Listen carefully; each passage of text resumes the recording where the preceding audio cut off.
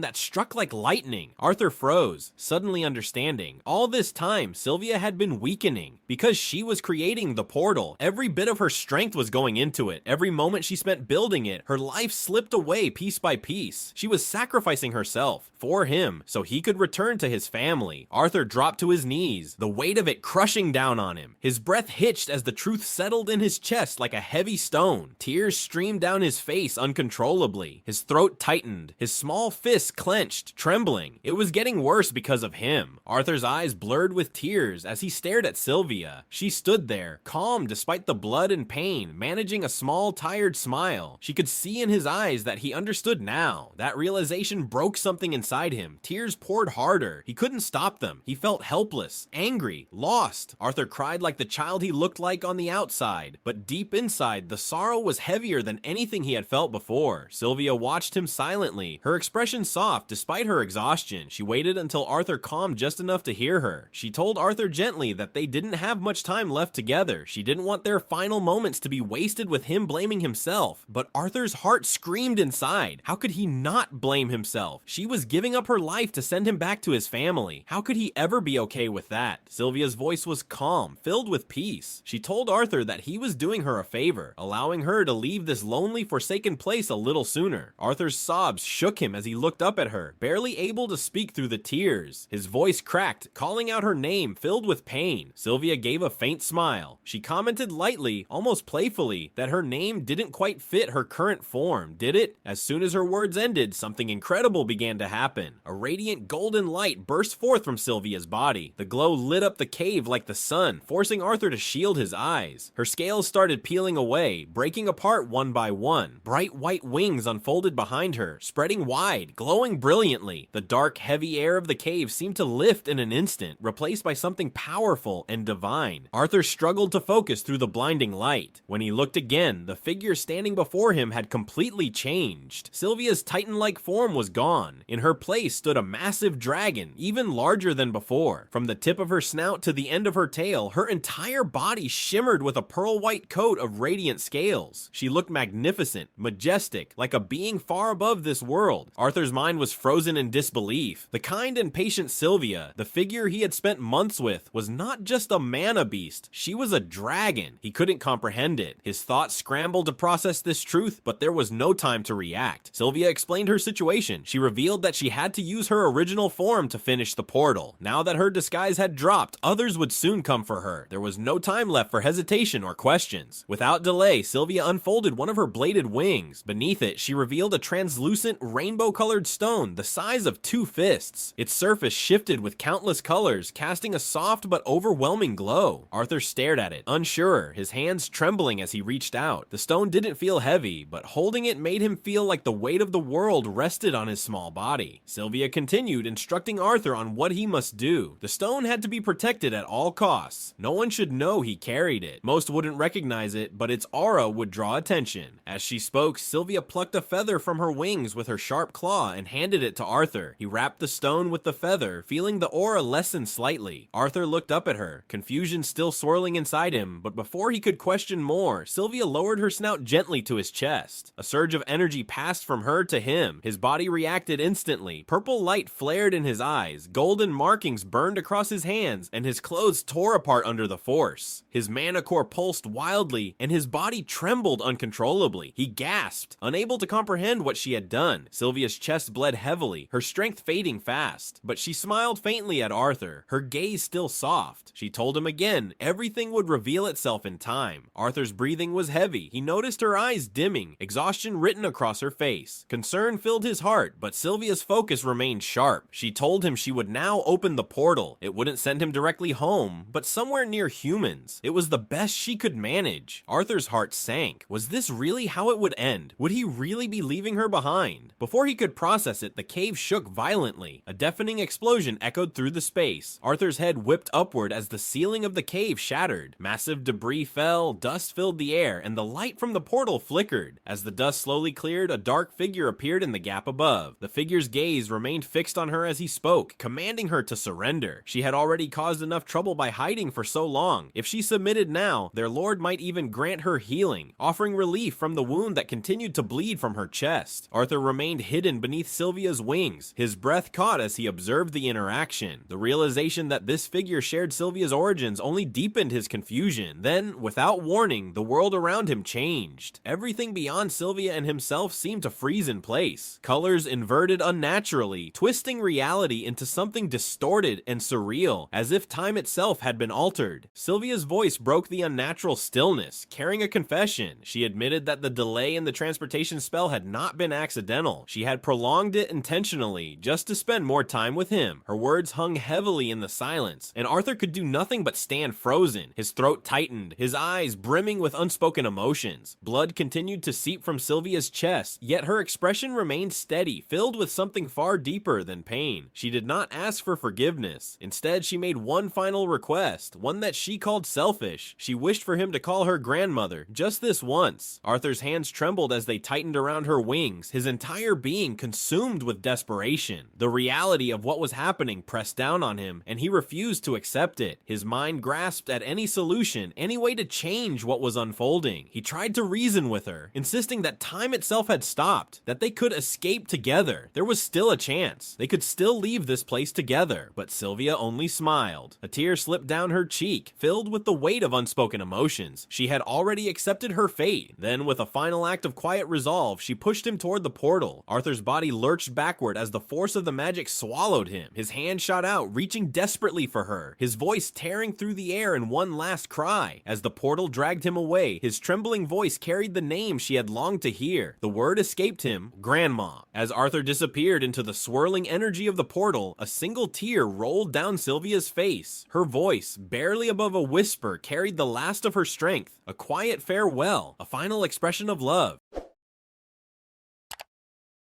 The journey through the dimensional rift brought an overwhelming sensation, unlike anything Arthur had ever experienced. The world around him twisted into a blur of shifting colors, and the space beneath him seemed to vanish, leaving him adrift in an endless void. He no longer had the strength to cry. His emotions had been drained, leaving only a hollow emptiness as he drifted through the unknown. Then, with a sudden jolt, Arthur crashed onto solid ground. The impact was softened by a bed of leaves and tangled vines, but it didn't matter. Even if he had landed landed on sharp rocks, he doubted he would have felt anything. Pain seemed distant, irrelevant compared to the unbearable loss that weighed on him. Sylvia was gone. The realization hit him harder than any physical wound ever could. He would never see her again. His mind spiraled with memories of the months he had spent by her side. Though the time had been short, Sylvia had treated him like her own family, teaching him the things he had lacked since arriving in this world. In that fleeting period, she had been more than just a protector. She had been someone he could trust, someone who had cared for him without hesitation. Just as he sank deeper into grief, a voice interrupted the silence. It was unexpected, sharp, yet familiar. A moment of stillness followed before the voice returned, clear and unmistakable. Sylvia. Arthur's breath caught as he listened. It was not her directly, but a message she had left behind. She had expected this moment. She had known he would survive, and she had made sure to speak to him one last time. Her voice carried a mix of warmth and sadness as she explained that she had shown him the truth of what she was. But he was not yet ready for everything. As much as he might have wanted to know, the full truth was beyond him for now. His body was still too young, barely past 4 years old, and even though his mana core had advanced to the dark red stage,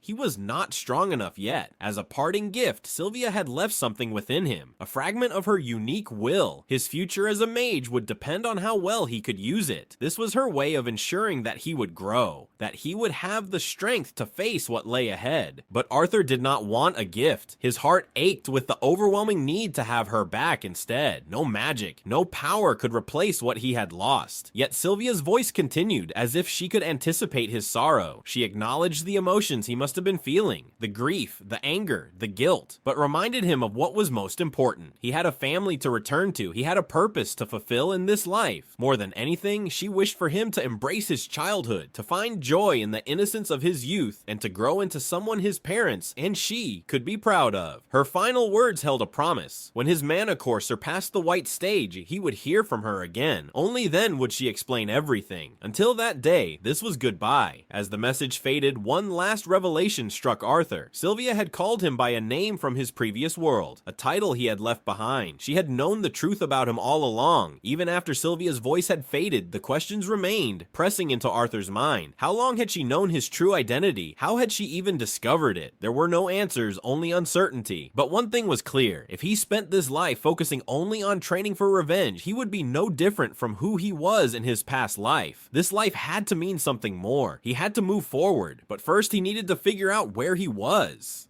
Arthur scanned his surroundings. Towering trees enclosed him in every direction, their dense canopy blocking most of the light. A thick fog hovered close to the ground, filling the air with dampness. The atmosphere was heavy, almost suffocating, but he had no time to dwell on it. He had to assess his situation. With a swift movement, Arthur dashed forward, his speed almost unnatural. His body reacted instinctively, agile and precise, as he leaped onto a nearby tree, climbing effortlessly like a predator scaling its domain. Once he reached a high enough point, he focused his mana into his eyes, sharpening his vision beyond its natural limits. Even with the enhancement, his sight remained restricted by the thick forest. But one thing became certain. He was deep within Elshire Forest. The realization brought more questions. How had he ended up here? Sylvia had told him he would arrive near other humans, yet there were no signs of civilization in sight. Still, there was no point in waiting. He had no choice but to keep moving. Using the mana rotation Sylvia had taught him, he could maintain his magic for much longer, allowing him to cover more ground. Tree traveling, as he was starting to call it, was becoming easier by the minute. For the next 10 minutes, Arthur moved swiftly through the forest, leaping from branch to branch. His movements grew more fluid, more natural, as he adapted to his surroundings. Then, finally, he spotted something. A group of humans had gathered near a carriage. Arthur paused, perching himself on a sturdy branch. His first instinct was to approach them, to seek help, and find a way back home. But something held him back. Observing them closely, he noticed the tension in their movements, the unease in their expressions. Something was wrong. He pressed himself against the tree trunk, keeping himself hidden, and listened carefully. A child's desperate cries rang through the air. The voice trembled, pleading for help, but the response was cold, merciless, a demand to silence her. Then came a dull thud, followed by another voice. Orders were given to move quickly and stay ahead until they reached the mountain range. Arthur's stomach twisted as he pieced it together. These men were slave traders. A middle-aged man man came into view, dragging a small girl toward the carriage. She was young, no older than 6 or 7. Silver hair framed her delicate face, and her pointed ears marked her as an elf. She was terrified, struggling weakly against the man's grip, but there was no one to help her. Arthur's mind raced. How had these men managed to capture an elf in the first place? He didn't know, but there was no time to dwell on that. He needed a plan. Among their group, they had forest hounds, creatures well adapted to the dense terrain. If Arthur could take one of them, it would give him the best chance of finding his way out of this forest. But as for the slave traders, after everything that had happened to him lately, he wasn't about to just walk away. Arthur felt a rush of anticipation. This was finally his chance to release the tension building inside him. But despite his eagerness to return home, he knew he had to be patient. The slave traders needed to be dealt with first, but charging in recklessly against 4 armed men would be nothing short of suicide. He decided to follow them from a distance, carefully keeping his mana flowing to maintain speed without alerting them. He tracked the carriage through the dense forest, ensuring he never got too close. Using mana rotation helped him sustain his energy, allowing him to keep them within sight without tiring too quickly. As the sun dipped lower, the traders came to a stop, preparing their camp for the night. They remained cautious, never lighting a fire and keeping 2 men on guard at all times. Arthur took this opportunity to observe them, watching their every move, memorizing their patterns. He waited patiently, letting the darkness fully settle before taking action. Once night had fully fallen, Arthur positioned himself on a thick branch directly above the carriage. He needed a distraction. Carefully picking up a small rock, he aimed and threw it into the cluster of forest hounds tied near the camp. The creatures snarled and growled at the sudden disturbance, their noise drawing immediate attention from the guards. The traders reacted quickly, irritated by the commotion. One of them barked orders to silence the hounds before they attracted unwanted attention. Another grumbled as he moved toward the animals, cursing under his breath. Despite their rough appearances, Arthur noted that they were more disciplined than he had initially expected. Still, it wouldn't matter. He was ready to strike. Without a weapon, Arthur had no choice but to rely on a technique from his previous life. He wasn't sure if it would work in this world, but there was no time for hesitation. Focusing his mana into his hand, he shaped it into a sharp edge, creating an invisible but deadly blade. Moving with precision, he descended the tree silently, landing directly behind one of the traders. The man, a lanky figure, turned at the faint sound, expecting to see a small animal or nothing at all. Before he could react, Arthur's mana-infused blade slashed across his throat in a single fluid motion. A thin spray of blood filled the air as Arthur caught the lifeless body, lowering it gently to the ground to avoid noise. He reached for the knife strapped to the dead man's belt, taking it for himself. The weapon was crude but effective. It would do for now. As the scent of fresh blood spread through the air, the forest hounds twitched, their noses flaring. Their instincts took over as they caught the unmistakable scent of death. In an instant, they turned on the fallen body, sinking their teeth into the flesh. The second slave trader grew impatient. The hounds had gone quiet, and the first trader still hadn't returned. His attention shifted toward the spot where the hounds were now busy devouring a corpse, the remains of the first trader. Distracted, he didn't notice Arthur silently closing the distance behind him. In a single swift motion, Arthur leaped and slashed his throat cleanly. The man collapsed instantly, his body joining the other corpse as the hounds snarled briefly before settling down to feed again. Arthur paused for a moment, catching his breath. Fighting in this small, young body drained him far quicker than in his past life. Every movement took more effort, more precision. He knew he needed to finish the job quickly before the last 2 slave traders noticed anything. He made his way toward the tent where the final 2 men slept. The plan was simple: end them before they could react. But suddenly, a piercing scream rang out through the night. A child's voice, desperate and terrified, echoed across the clearing. It shattered the silence. The cry ruined everything. Almost immediately, the tent rustled. The 2 remaining traders rushed out, wide awake, weapons drawn, their eyes darting around to locate their missing companions. Arthur saw his opening and moved in to attack the closest one. But before he could strike, the man's gaze snapped toward him. Without hesitation, the trader swung his short sword straight at Arthur's face. Arthur dodged low, narrowing the gap quickly. He reinforced mana into his knife, focused on precision. A clean slice landed perfectly. He severed the man's Achilles heel. The trader howled in pain, stumbling backward and desperately diving out of range to avoid further injury. The injured trader cried out to his companion, warning him. He had realized Arthur was no ordinary child. He recognized the signs of a mage. Arthur's attention shifted to Danton, the last and most dangerous of them. Danton dropped his sword deliberately, his body glowing faintly as he reinforced it with mana. His eyes gleamed with greed. He didn't want to kill Arthur too quickly. A valuable mage, especially one so young, might fetch an even higher price than the captured elf girl. Danton moved fast, lunging toward Arthur with his fist ready to strike. He avoided his sword entirely, trying to capture Arthur alive. Arthur reacted instantly, jumping backward to avoid the punch. The force of Danton's blow left a dent in the ground. Danton advanced again, trying to corner him, but Arthur kept calm, spotting a loose rock nearby. With precision, he kicked it hard. The rock shot forward like a bullet, smashing into Danton's face. Blood dripped from his bruised lips, but he didn't slow down. Arthur seized the chance and threw his knife, embedding mana strings into the throw, just like he had done before with the conjurer at the cliff. But Danton proved more skilled. He sliced through the mana strings mid-air with his sword, catching the knife effortlessly in his free hand. Arthur felt frustration boiling inside him. His tricks weren't working as smoothly against this opponent. Danton grinned, wiping the blood from his face. He had realized Arthur's cunning, but clearly he wasn't planning on letting him escape easily. With a burst of speed, he launched himself toward Arthur, his movements quick and aggressive. A grin stretched across his face as he mocked Arthur, daring him to grab his weapon. Arthur quickly realized that Danton was fast. Too fast. Before he could react, a powerful kick came crashing toward him. He tried to block it, but the force was overwhelming. The impact sent him flying backwards, slamming into the ground with a heavy thud. Danton stood over him, amused by how easily he had knocked him down. Without hesitation, he grabbed Arthur by the ankle and lifted him upside down with ease. There was no struggle on his face, only confidence. He taunted Arthur, making it clear that he saw no threat in his small body. But Arthur was already thinking ahead. He recalled how mana condensed into a blade behaved similarly to wind magic in this world. If that was the case, then fire magic should work the same way. He concentrated, channeling his mana into his fist, compressing it tightly until it burned with fiery energy. Then, in one swift motion, Arthur unleashed all the gathered mana directly at Danton's wrist, targeting the weak joints. The explosion was immediate. A loud crack filled the air, followed by a pained howl as the force shattered Danton's grip. His hand snapped back unnaturally, leaving his wrist broken and useless. Danton staggered, his face twisting in agony and rage. Fury burned in his eyes as he clutched his injured wrist, cursing Arthur with every breath. He screamed in frustration, his entire body shaking with hatred. He didn't care about the pain anymore. He just wanted Arthur dead. With a roar, Danton unsheathed his blade, but Arthur had already moved. Before Danton could even register what had happened, Arthur was behind him. With a precise throw, he launched his dagger forward, a thin string attached to its hilt. The blade cut through the air like a missile, piercing straight through Danton's neck. The fight ended in an instant. Danton's body crumpled to the ground, his eyes still wide with shock as life drained from them. Arthur stepped forward, his attention shifting to the last remaining prey.